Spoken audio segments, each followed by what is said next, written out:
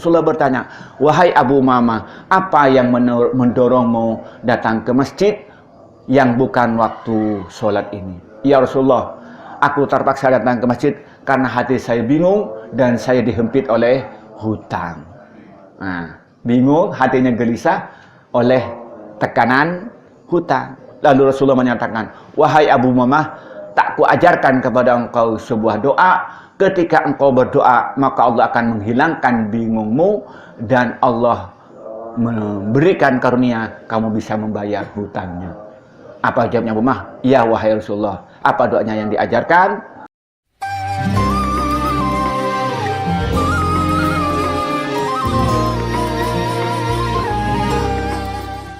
Assalamualaikum warahmatullahi wabarakatuh.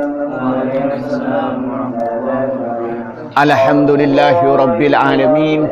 Wassalatu wassalamu ala asrafil anbiya'i wal mursalin. Amma ba'du. Para santri yang saya hormati, marilah kita bersyukur pada Allah Subhanahu wa taala dengan segala nikmatnya yang Allah berikan kepada kita.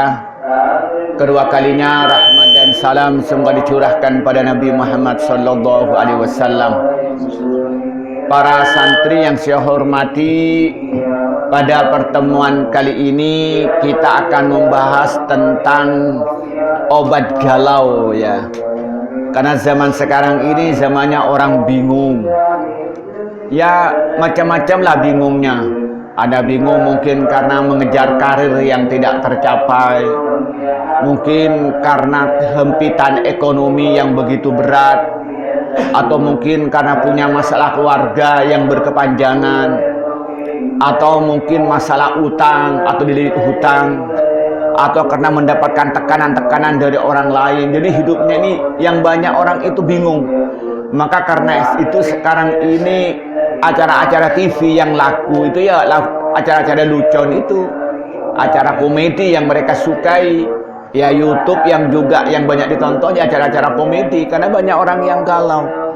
Maka karena itu apa yang harus kita lakukan supaya kita terhindar dari galau dan bingung ini dalam perspektif Islam dan psikologi. Ini coba saya menggabungkan dia ini dengan sederhana atau bahasa kita adalah psikologi agama Islam. Nah, setiap orang pasti mempunyai rasa bingung, rasa susah, itu terjadi. Namun frekuensinya ada yang tinggi, ada yang ringan. Ada yang waktunya singkat, ada yang berkepanjangan, macam-macam. Nah, yang menjadi pertanyaan kepada kita bagaimana supaya kita ini yang sedang bingung bisa menjadi tenang. Yang sedang susah menjadi kita itu bahagia. Itu yang jadi pertanyaan kepada kita. Yang pertama, at-tamassuk bi tariqillah wala tubali bima yaqulun nas. Yang pertama, kita ini harus berpegang teguh kepada ketentuan Allah dan jangan peduli dengan apa yang diucapkan oleh manusia.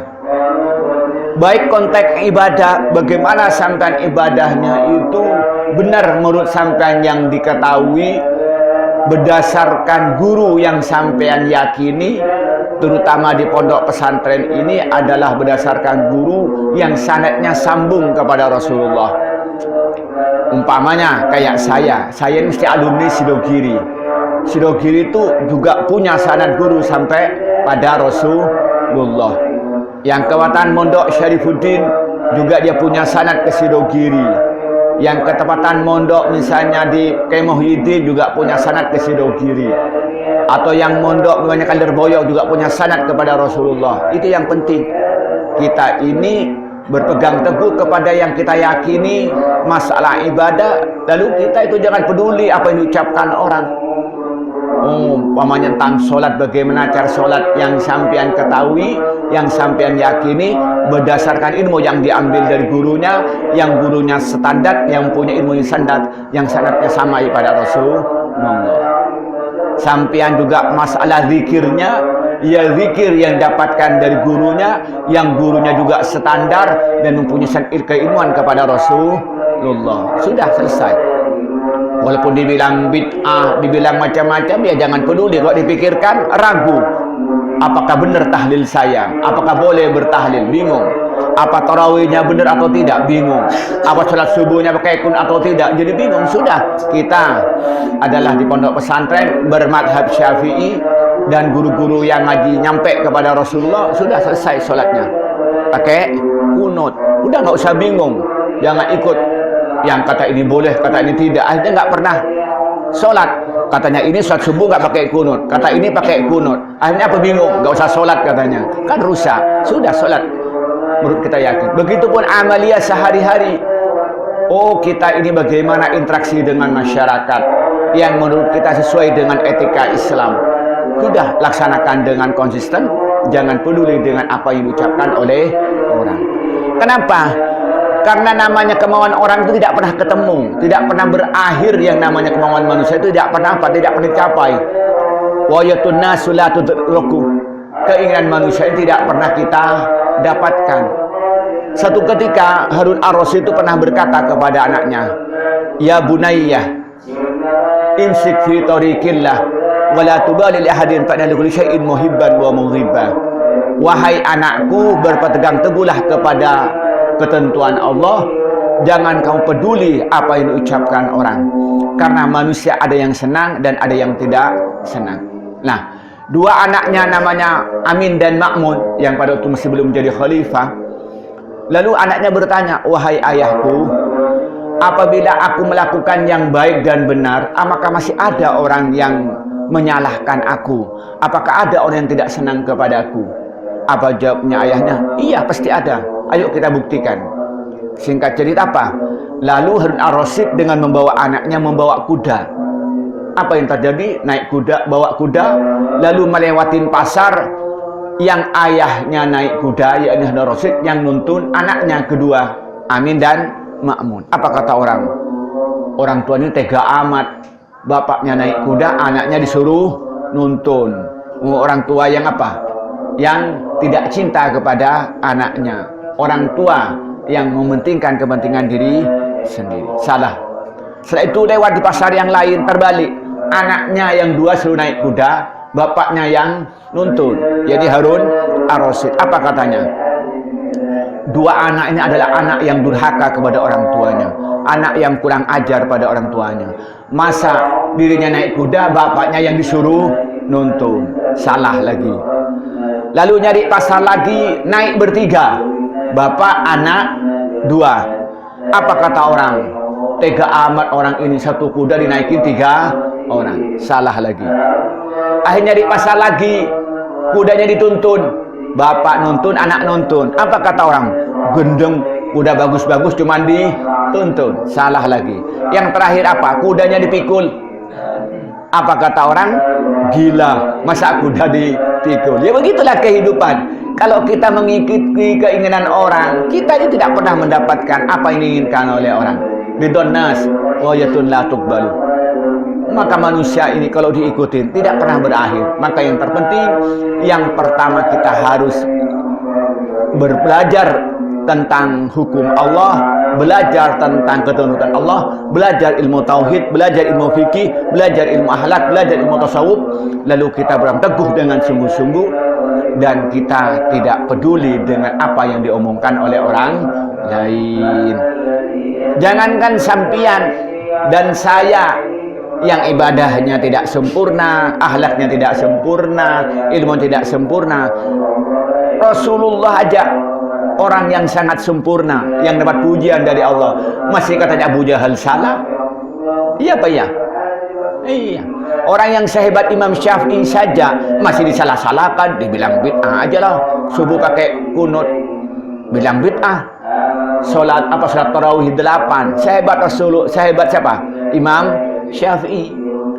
Sehebat Imam siapa? Imam Asy'ari, masih dibilang sesat, kata orang Wahabi. Nah itu jadi kalau sampai mikirkan kan nggak pernah selesai masalahnya. Sudah, yang penting dulu kita yakin apa yang kita lakukan itu sesuai dengan ketentuan Allah. Itu yang pertama. Kemudian yang kedua apa? As-siqatu 'ala nafsi wa'mal ma yurid. Sampean harus yakin dengan dirinya sendiri. Kita harus percaya diri bahwa sampean bisa melakukan sesuatu yang sampean inginkan. Oh, saya ingin menjadi seorang sarjana. Harus yakin bahwa sampean bisa jadi sarjana.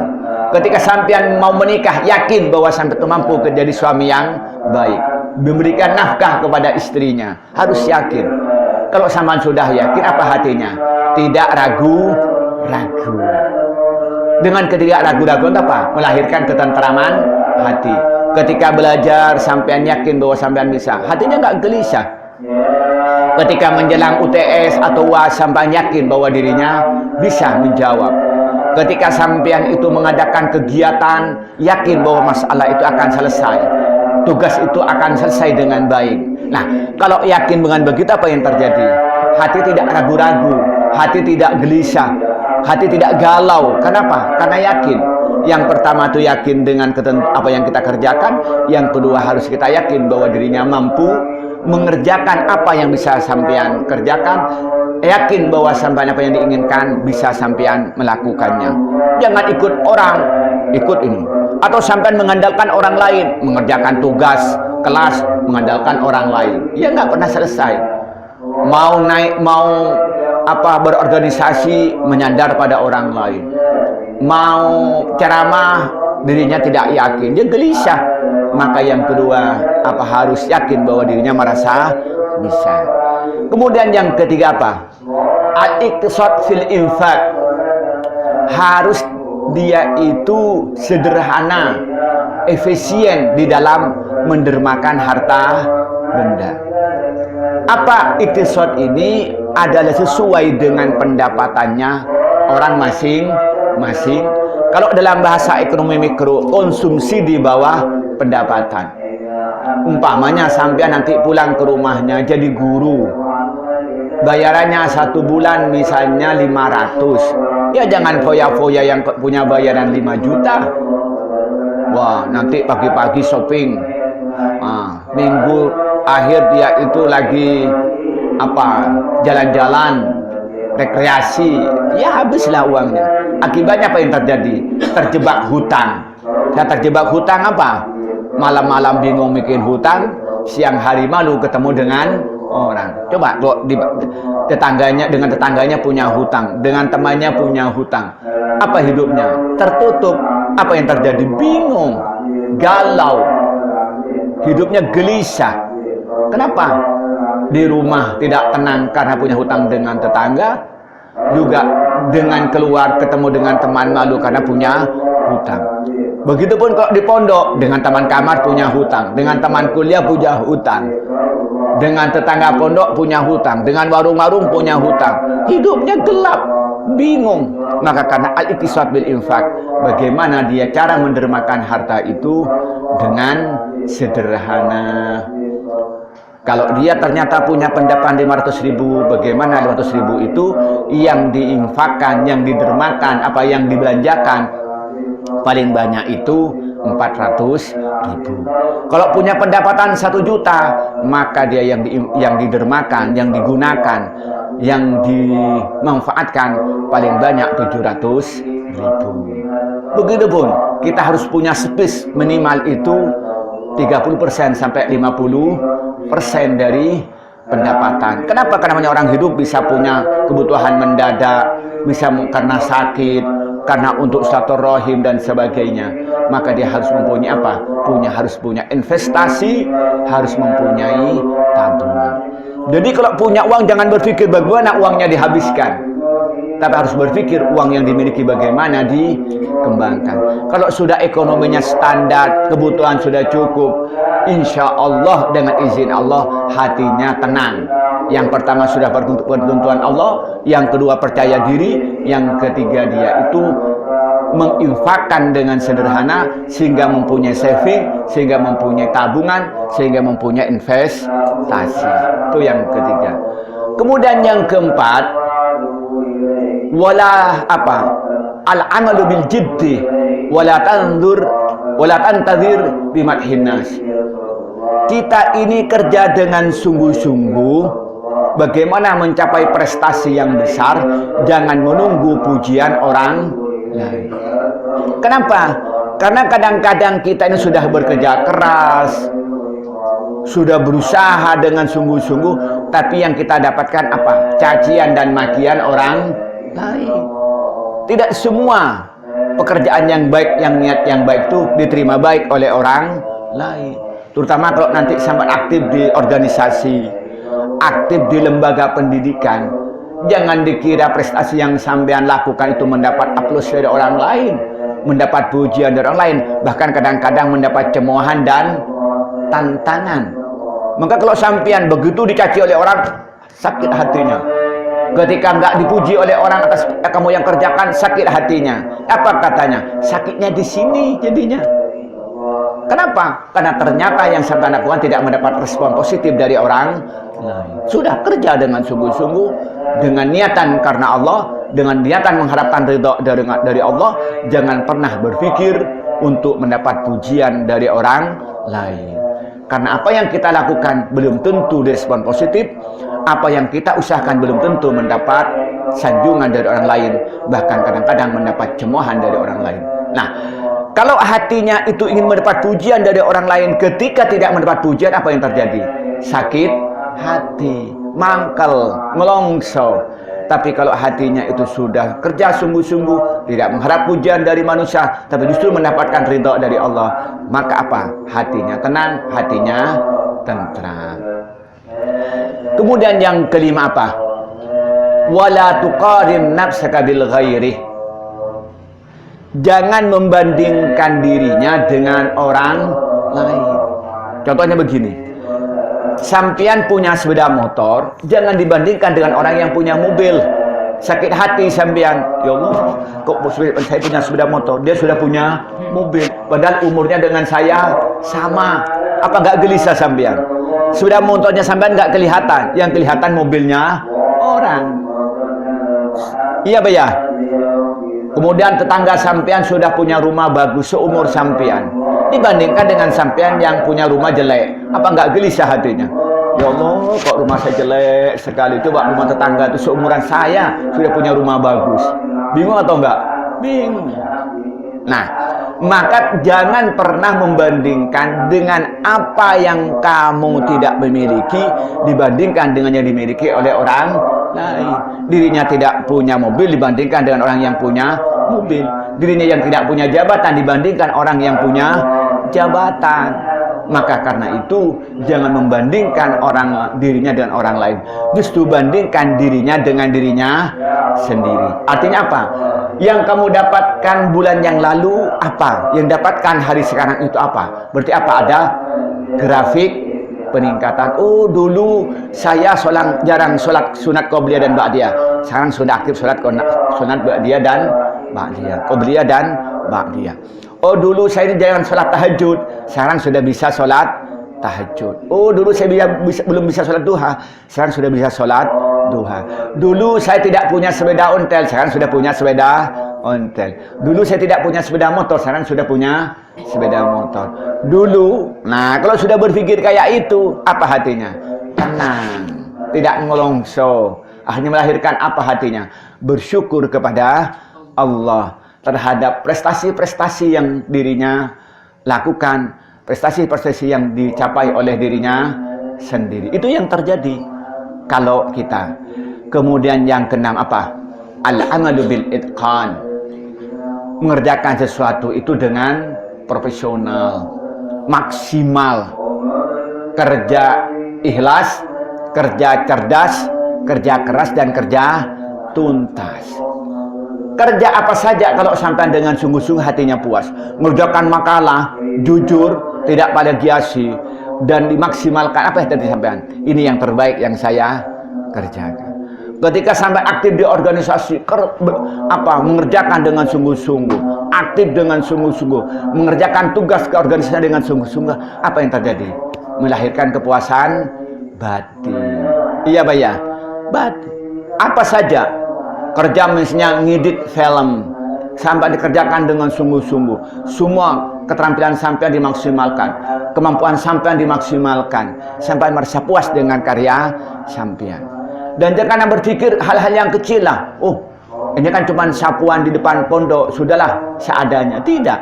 Sekecil apapun yang kita lakukan harus kerjakan dengan sungguh-sungguh.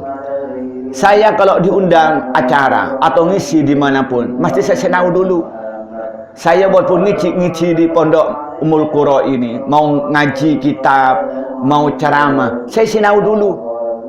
Kenapa? Saya ingin ketika saya menyampaikan adalah yang maksimal yang saya miliki. Saya baca misalnya Al-Hikam, saya baca Syarah Hikam. Kemudian saya baca di web-web yang bicara tentang hikam. Lalu saya mendengarkan ceramah Syekh Ramadan Al-Buti. Atau misalnya tokoh-tokoh di Indonesia, misalnya Buya Yahya, misalnya saya dengarkan. Adalah apa? Bentuk bahwa yang saya lakukan adalah pekerjaan maksimal. Saya ingin menyampaikan pagi ini, tadi malam saya sinau.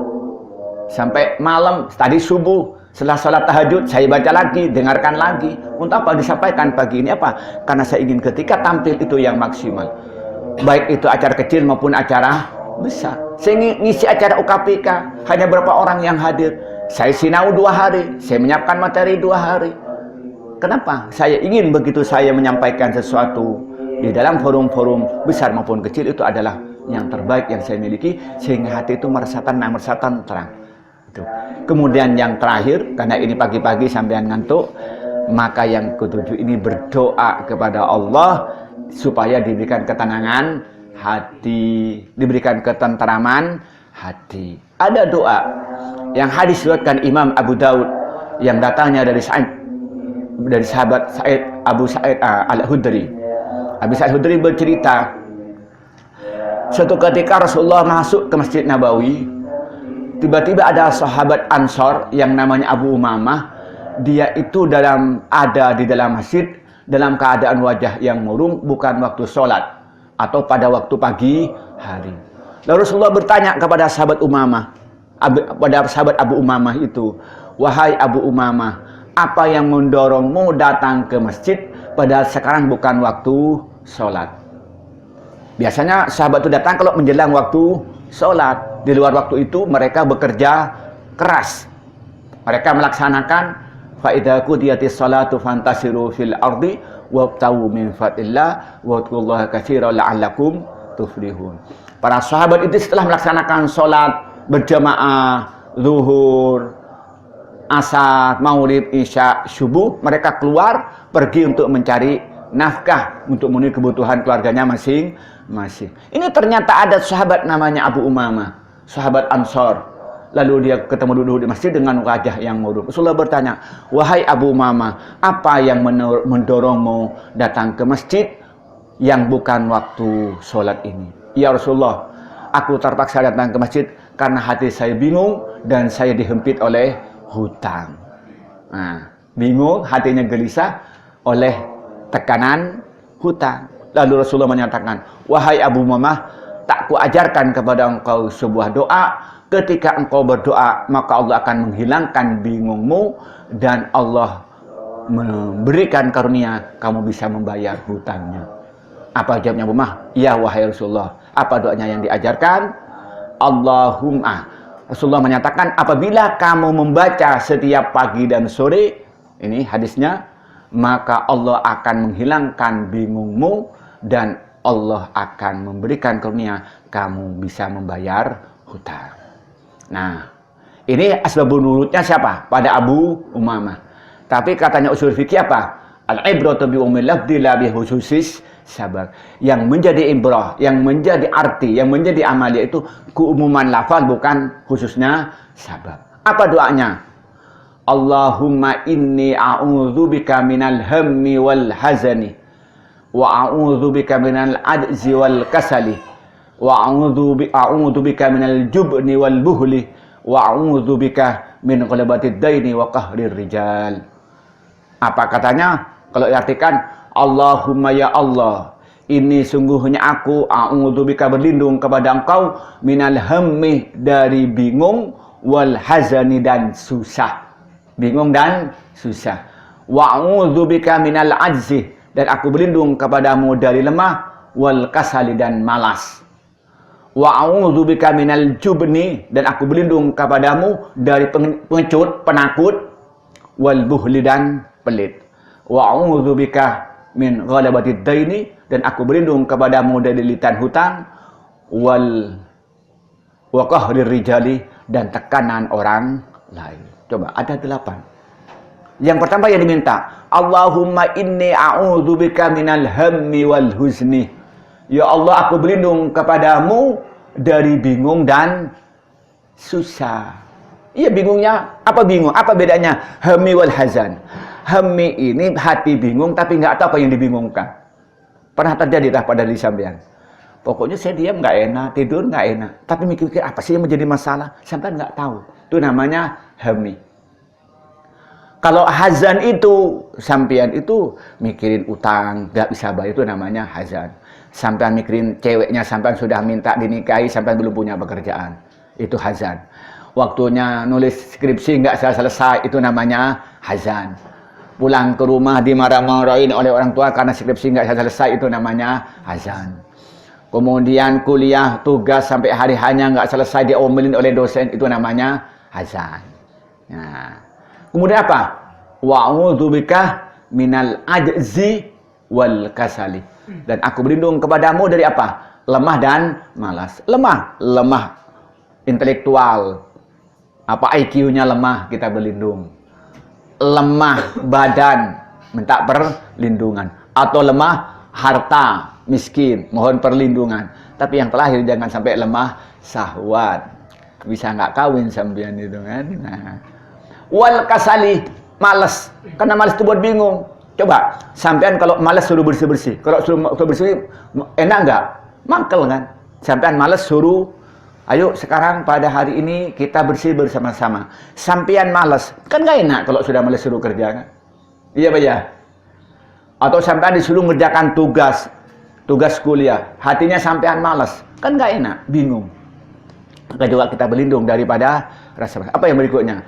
Wa'udzubika minal jubni. Nah, aku berlindung kepadamu dari pengecut. Orang ngecut itu paling penakut. Mau keluar takut. Naik sepeda motor malam-malam takut. Naik mobil takut. Mau pergi ke kota takut. Mau ketemu dengan orang takut. Jadi nggak enak. Maka kita berlindung dari apa? Pengecut. Takut yang berlebihan. Apa berikutnya? Wal bukhli. Pelit. Orang pelit itu tidak pernah bahagia. Kenapa? Karena oleh orang dicemooh. Coba apalagi kalau sampai tuh nanti hidup di masyarakat, sampean pelit. Oh, nggak ada punya tetangga sampean. Sampean mati disuruh masuk sendiri ke kuburan, nggak ada yang nolongin.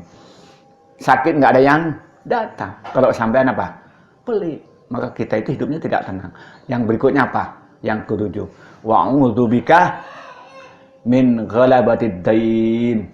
Dan aku berlindung kepadamu apa? Dari lilitan hutang. Kemudian riwayat yang lain, ghalabatid dain, dililit hutang. Hutang itu apa? Kayak dililit, sudah nggak bisa lepas. Kayak sampai diikat oleh tali itu, nggak bisa bergerak. Itu soal berlindung. Dengan teman punya utang, dengan tetangga punya utang, dengan atasan punya utang. Waduh, dengan family punya hutang, dililit. Kita berlindung kepada Allah jangan sampai terjadi hal itu. Kemudian yang terakhir apa? Wa qahrir rijal. Nah, yang tadi, kalau sudah dililit hutang apa? Hatinya bingung, hatinya galau. Yang terakhir apa? Wa ghalabatid dain, tekanan orang lain. Kalau sampai dapat tekanan dari pimpinan, tekanan dari istri, tekanan dari tetangga, tekanan dari apa? Dari pramucara, tekanan dari kelompok-kelompok apa namanya? Ya penguasa. Hidupnya kan tidak tenang. Maka minta perlindungan dari Allah dari tekanan apa? Orang lain. Maka itulah doa yang sering saya baca setiap selesai sholat itu dengan harapan oleh Allah diberikan ketenangan hati, dijauhkan dari gelisahan, dijauhkan dari kebingungan dengan doa Allahumma inni a'udzubika minal hammi wal hazani wa a'udzubika minal ajzi wal kasali wa a'udzubika minal jubni wal kasali wa a'udzubika minal jubni wal buhli wa a'udzubika min ghalabatid daini wa qahrir rijal. Nah, kalau kita melakukan 7 hal ini, insya Allah dengan izin Allah kita akan dijauhkan dari bingung dan susah sehingga kita lepas dari galau. Sehingga yang kita miliki adalah ketenangan hati dan ketentraman hati. Yaitu yang pertama kita harus berteguh kepada ketentuan Allah dan jangan terlalu peduli dengan ocehan dan omelan orang lain. Yang kedua harus percaya diri bahwa dirinya mampu mengerjakan apa saja. Kemudian yang ketiga, dia efisien dalam berbelanja, dalam apa yang dimiliki, berusaha konsumsi di bawah pendapatan.